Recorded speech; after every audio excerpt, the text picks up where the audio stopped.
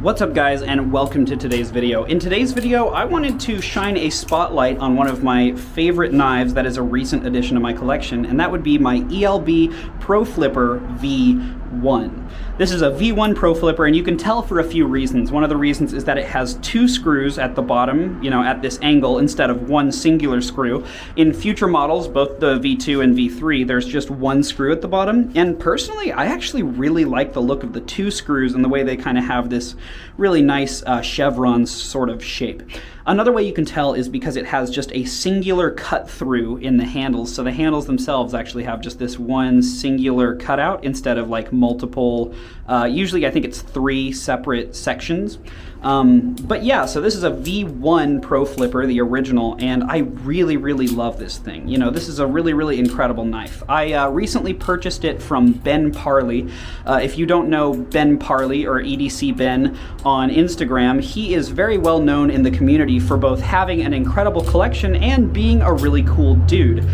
Ben Parry has been known for a long time for installing bushings and IKBS bearings into different knives, which is very cool. IKBS bearings are really hard to install, and so him being certified and installing them in all sorts of really cool knives is very interesting. He's got one of the most incredible collections, personally, I think, out of many people in the hobby. For instance, at Blade Show last time, I got to flip something he created, which was a V1, like one of the Dirty Dozen Alpha Beasts that he added IKBS bearings into. So it's a Dirty Dozen Alpha Beast on IKBS bearings.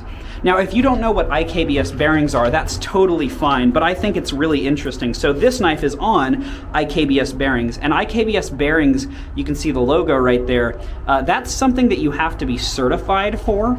To install IKBS bearings, and the reason for that is that most bearings that you think of when you think of bearings in a knife are caged. They are in a like metal or plastic nylon thing that holds all of the balls individually in a spot, and then you can take that entire cage and install it into the knife. IKBS bearings are loose. They are what's known as uncaged bearings. So they're these really tiny balls. They're actually a lot smaller than most bearings normally. And what they do is you have to machine around both the blade and the actual device itself. So you need to machine into the handle and the blade a little channel so that you can install the balls, and then they just fit in there loosely. And so they're in a perfect circle. It's got to be like the perfect diameter, so they're all touching one another and they all sit in there perfectly. And then you have to install them loosely and then put everything together so that it holds everything in. So I will probably never take apart this knife, because to service it, you probably need to be IKBS certified, because if you lose one of those balls or like something goes wrong, you're kind of screwed. But at the same time, IKBS bearings are really nice because A, they feel different than any other bearings out there. They're way smoother and way I don't know how to describe it. They're kind of like the perfect in-between between most bearings and bushings. They kind of feel very different than any other bearing systems out there. And that's for, the reason that they are a much more artisan style of bearing. They're a very difficult thing to do that you have to be certified for to do properly. And so, yeah, IKBS bearings, they hit different, man. And they lead to this knife feeling really great to flip. So this is definitely a different knife in terms of the flipping. It's definitely handle heavy. I would agree that it's got a bit of a handle bias, but at the same time, the IKBS bearings make it feel lighter overall because it's faster than a bushing knife of the same style would be. Therefore, it doesn't quite feel as handle heavy as it is. It just is handle heavy. Right? I don't know if that makes a lot of sense, but bearings essentially make knives feel a lot lighter, and so I personally really do like a handle-heavy knife with bearings because it kind of mellows it out and makes it feel really good to flip. I don't know exactly how to describe it, but I really enjoy it. So as a flipper, I have found this thing to be a very unique and very pleasing experience. I really do enjoy flipping this thing a whole lot, and I hope that if anybody sees me at like Blade Show in the future, they'll get a chance to flip it as well, because I really enjoy kind of sharing my collection with people and allowing them to, get a feel for what some of these different knives might be like.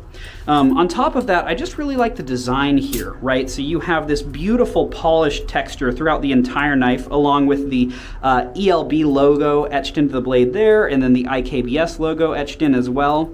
Both of those keeping it, you know, nice and pretty, but the rest of the fixture on this knife is entirely polished, right? It's polished all over, and I think that looks beautiful and it feels great in the hand. Polished textures just have a way of feeling very, very premium, and I am a big fan of that. Now, on top of that, you'll notice it has a darkened portion in the middle, so that's actually blackened titanium. And the blackened titanium is very impressive. So what you have to think about in the production process here, right, is that not only is it polished, but with the blackened titanium, that's a multi-step process. So what you have to do is you would have to manufacture these handles, right? So you'd have to make them however you do.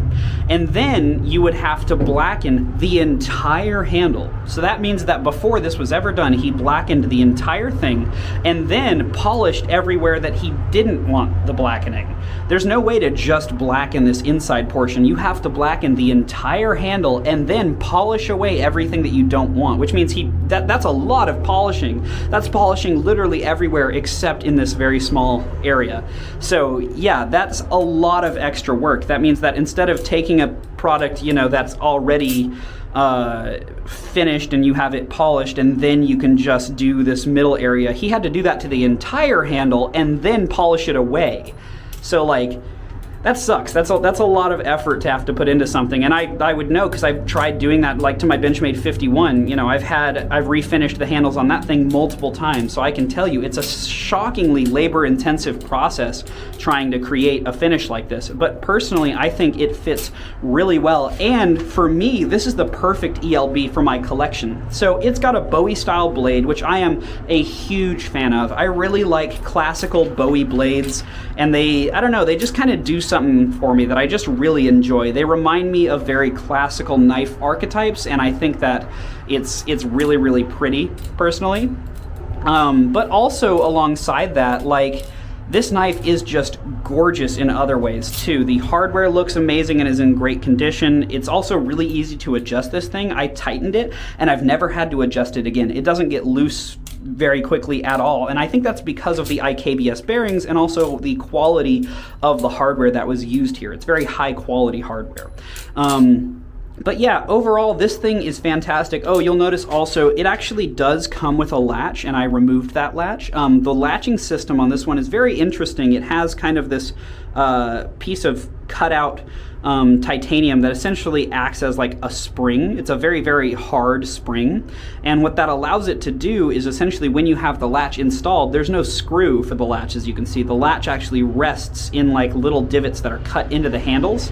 And then when you open it, it can snap and be like perfectly straight because it has a little ball detent thing that allows it to snap open and then stay perfectly straight. And then you can lock it and unlock it and stuff like that. I probably won't install it because this thing is already handle heavy as it is, and installing a latch would make it much more handle heavy, so that would be unfortunate. But yeah, that's pretty much it for this thing.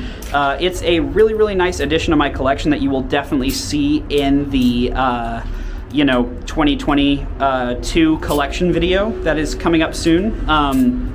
But, you know, for now, this is just a really, really nice kind of recent addition to my collection. I've been chasing an ELB knife for a long time, and I've really, really liked Proflippers.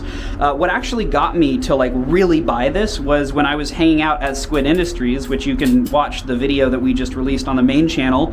Definitely go watch that if you haven't yet. But we were hanging out at Squid Industries, and Lucas showed me some of his personal collection, and one of the knives he's very proud of is his ELB Proflipper. And I got to flip it and was immediately like, oh my god, I need one of these. So when I saw Ben was selling this for a really good price, I was like, I have to do it. But yeah, that's pretty much it for this one. I hope you guys have a wonderful day. You know I definitely am, and I'll see you guys later.